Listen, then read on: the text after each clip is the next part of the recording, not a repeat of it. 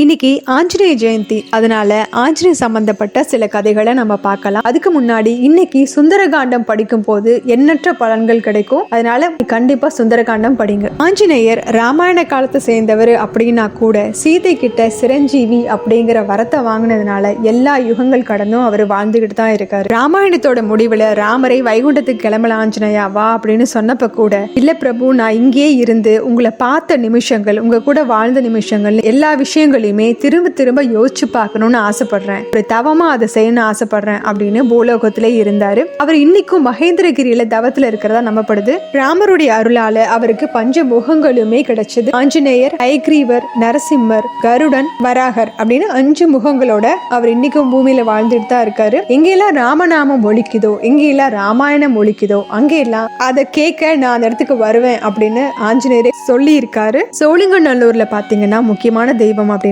நரசிம்மர் தான். அவரு ஒரு மலையில இருப்பாரு. அவருக்கு எழுத்தாப்புல இருக்க இன்னொரு மலையில ஆஞ்சநேயர் உட்கார்ந்து இருப்பாரு. அவர் கையில சங்கு சக்கரம் இருக்கும். ஏன்னா நரசிம்மர் என்ன பார்க்க வர பக்தர்களுக்கு நீயே வரம் கொடுத்துரு அப்படிங்கிற ஒரு ஆசீர்வாதத்தையும் கொடுத்து அவர் அங்க உட்கார வச்சிருக்காரு. மகாபாரத காலத்துல ராமரே கிருஷ்ணரை அவதாரம் எடுத்தப்ப கூட தன்னுடைய பிரபு திரும்ப வந்துட்டாரு, அவருக்கு இந்த முறையும் வெற்றி கிடைக்கணும் அப்படிங்கறதுனால கிருஷ்ணருடைய தேரின் கொடியில ஆஞ்சநேயரை வந்து உட்கார்ந்தாரு. அவர் இருக்கிற இடம் எப்பவுமே வெற்றி அடையக்கூடிய இடமாக தான் இருக்கும். ராமநாமம் ஒழிக்கிற இடத்துக்கு ஆஞ்சநேயர் வருவாரு அப்படிங்கிறது நம்ம எல்லாருக்குமே தெரிஞ்சதுதான். அதே நேரம் பக்தர்கள் எப்ப எல்லாம் அகங்காரத்தோட இருக்காங்களோ அப்ப எல்லாம் அதை அழிக்கிறதுக்காகவும் ஆஞ்சநேயர் வந்திருக்காரு. உதாரணமா ஒரு முறை பீமனுக்கு தான் உலகத்திலே ரொம்ப பெரிய பலசாலி அப்படிங்கிற ஒரு அகங்காரம் இருந்துச்சு. அவன் ஒரு முறை காட்டு வழியா போயிட்டு இருக்கும் போது வழியில ஒரு வயதான குரங்கு படுத்திருக்கிறத பார்த்தா வழியில இருந்து விலகி போகவும் சொல்றான். அதுக்கு அந்த வயதான குரங்கு என்ன சொல்லுது அப்படின்னா, என்னால முடியாதனால தான்ப்பா படுத்திருக்கேன், என்னால எந்திரிக்க கூட முடியல அப்படிங்குது. உடனே பீமன் சொல்றான், உன்னுடைய வாழையாவது நகர்த்தி வை அப்படிங்கிறான். அதுக்கு இந்த வாழை கூட என்னால நகர்த்த முடியாதுப்பா, உன்னால முடிஞ்சதுன்னா நகர்த்திட்டு போ அப்படின்னு அந்த குரங்கு சொல்லுது.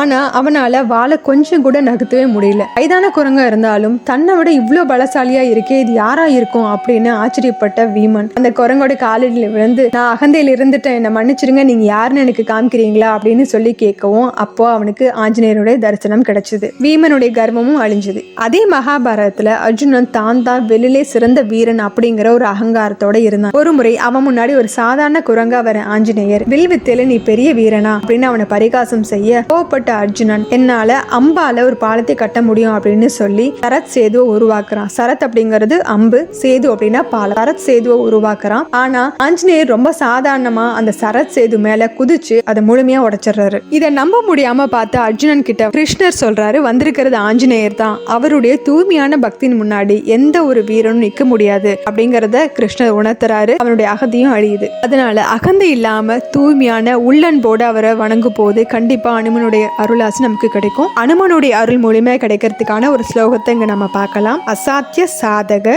ஸ்வாமின் அசாத்தியம் தவகிம் பதஹ ராமதூத கிருபா சிந்தோ மத் காரியம் சாதய பிரபோ.